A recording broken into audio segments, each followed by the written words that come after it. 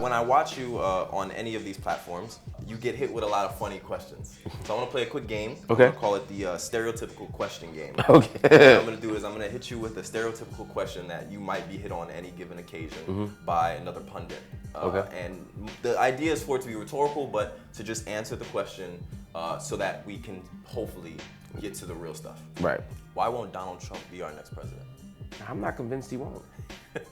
Okay. That was some wishful thinking in your question.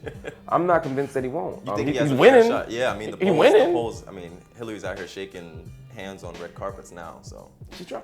I think it was like, it's like you're a Knicks fan. I see Yes, you. So absolutely. you're used to losing. So You're a Sixers fan, so you're used to much worse than that. I'd rather be the Sixers than the Knicks right now. I'd rather be the Knicks.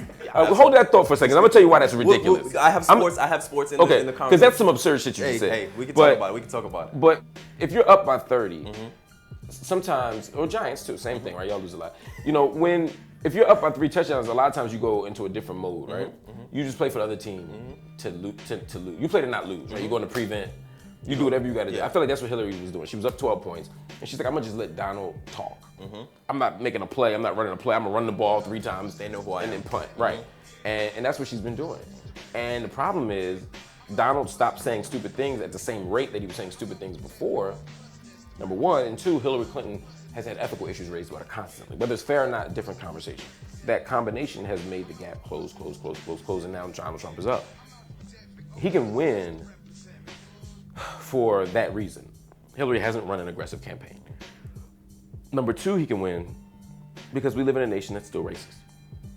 Most white people support Donald Trump. That is a fact. The reason Donald Trump is in a tight race is because of non-white people. Donald Trump is polling over 50% with white people. If only white people could vote, He would be president. he'd be president. And there's been a moment, it's only been 50 years since people who weren't white could vote. So just put that in context. 1965 voting rights, I mean, that's when we could vote, right? So we only 51 years past the point where white people was the only people voting. And they still voting for Donald Trump. So Donald Trump will win or lose by the margin of black and progressive whites, students, young people, Latinos, etc., who come to the polls or don't come to the polls. I think Donald Trump could be our next president.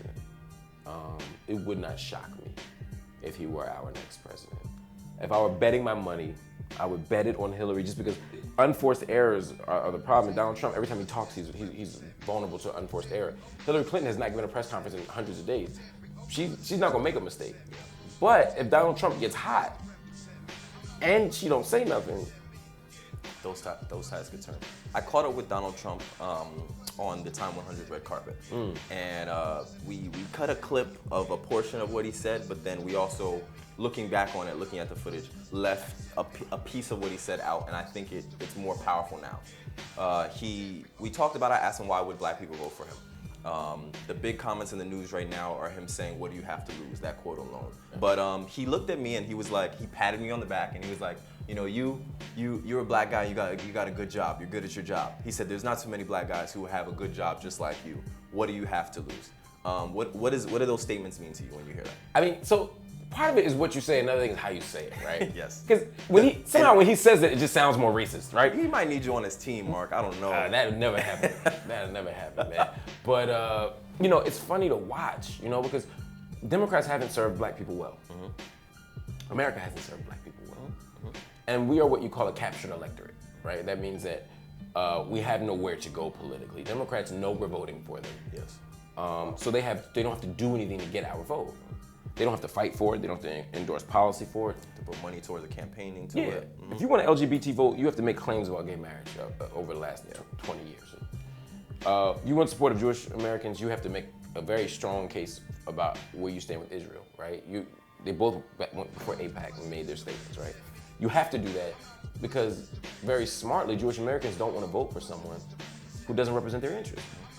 But black folk, we vote for you because you're Democrat or because you come to church and clap on beat, kind of. Yeah. Right? Yeah. And so... And to be honest, people were very upset with, not to cut you off, with Trump being at the black church and swaying. But in the past, that's all it's been, is a couple press, I'm good with the blacks. I'm good with the folks, blacks, you know? right. And there it goes. And that is my point. So when you get a candidate who's willing to say, wait a minute, y'all aren't getting anything from these people. Why don't you, black people don't have jobs, you're getting killed by the police, they're taking your homes, your schools suck. Why not try a different way? Give us a shot.